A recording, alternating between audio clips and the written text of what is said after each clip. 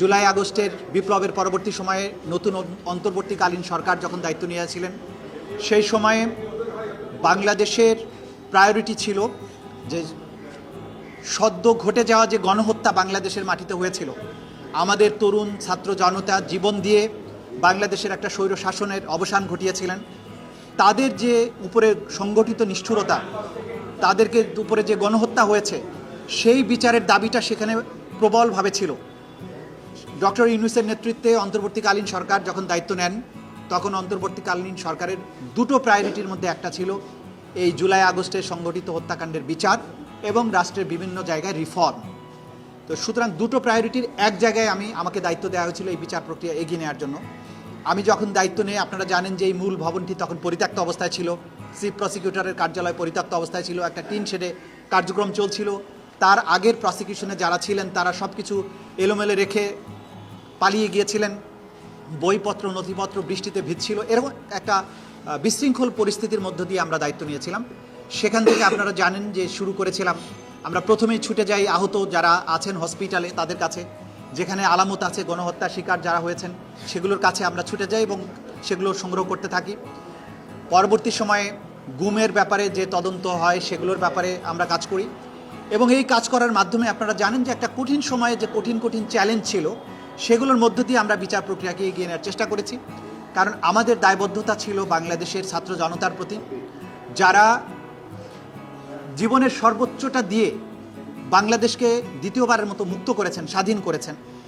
তাদের এই শহীদ পরিবারের সহযোগিতা পেয়েছে। আমি আজকের দিনে বিশেষভাবে স্মরণ করব যে শহীদ পরিবারের সদস্যরা যারা আমাদের উপর আস্থা রেখেছিলেন, আমাদের কাছে এসছেন, সাক্ষ্য দিয়েছেন, আমাদের তদন্ত কাজ, আমাদের বিচার কাজে সাহায্য করেছেন। শহীদ পরিবারের প্রতি বৈষম্য বিরোধী ছাত্র আন্দোলন, বাংলাদেশের যে সমস্ত ঘটে যাওয়া ঘটনার ব্যাপারে প্রত্যক্ষদর্শী সাক্ষী এবং বিগত সরকারের ডক্টর ইউনূস সহ অন্তর্বর্তীকালীন সরকারের মাননীয় উপদেষ্টাবৃন্দ সবাই এই বিচারের ব্যাপারে আন্তরিক ছিলেন। তারা আমাদের সর্বাত্মক সহযোগিতা দিয়েছেন, ট্রাইব্যুনাল পুনর্গঠন করেছেন, এখানে বিল্ডিংগুলোকে নতুন করে সাজিয়েছেন। সুতরাং সেই চ্যালেঞ্জের মধ্য দিয়ে আমরা যে দায়িত্বটা পালন করেছি, আজকে যে পর্যায়ে এসেছে, বিচার একটা গতিশীল পর্যায়ে আছে। আমরা চাইব, আমরা আশা করি বাংলাদেশের এই যে জনতা, ছাত্র জনতার বিশাল ত্যাগের বিনিময়ে যে বাংলাদেশ, তাদের উপরে সংগঠিত নিষ্ঠুরতার যে বিচারের দাবি তাদের মধ্যে আছে, যে বিচারের তৃষ্ণা আছে, যে পরিবারের মানুষগুলো গুম হয়ে গেছে আর কখনো ফিরে আসবে না, সেই পরিবারগুলো চায় বাংলাদেশে তাদের এই পরিবারগুলো নিখোঁজ হওয়ার বিচার হোক, সঠিক বিচার হোক, যাতে করে তারা অন্তত একটা সান্ত্বনা পান যে তাদের প্রিয়জনকে ফেরত না পেলেও অন্তত যারা এই অন্যায়টা করেছিল তাদের একটা বিচার হয়েছে। সেই বিচারের যে তৃষ্ণা, সেইটার থেকে আমি মনে করি যে ইনশাল্লাহ নতুন যারা দায়িত্বে আসছেন, যিনি দায়িত্বে আসছেন, তিনি এই বিষয়গুলো মাথায় রেখে বাংলাদেশের এই মানুষগুলোর প্রতি, এই নির্যাতিত বেদনাহত যে মানুষগুলো, তাদের প্রতি সুবিচার করার স্বার্থে এই বিচার প্রক্রিয়া অব্যাহতভাবে সামনে অগ্রসর হবে।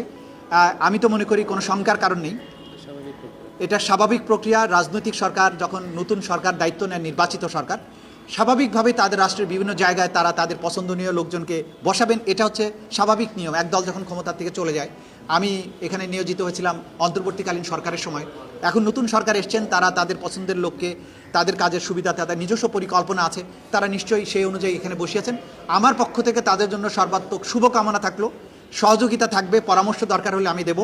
এবং আমি একজন সাধারণ নাগরিক হিসাবে চাইব যে বিচার প্রক্রিয়া এখানে চলমান আছে সেটার জন্য অবশ্যই অব্যাহত থাকে, বাংলাদেশে এই অপরাধগুলো পুনরায় আর কখনো সংগঠিত হতে না পারে। এটাই মোটামুটি এখনকার প্রতিক্রিয়া আমার জন্য। আপনারা সবাই ভালো থাকবেন।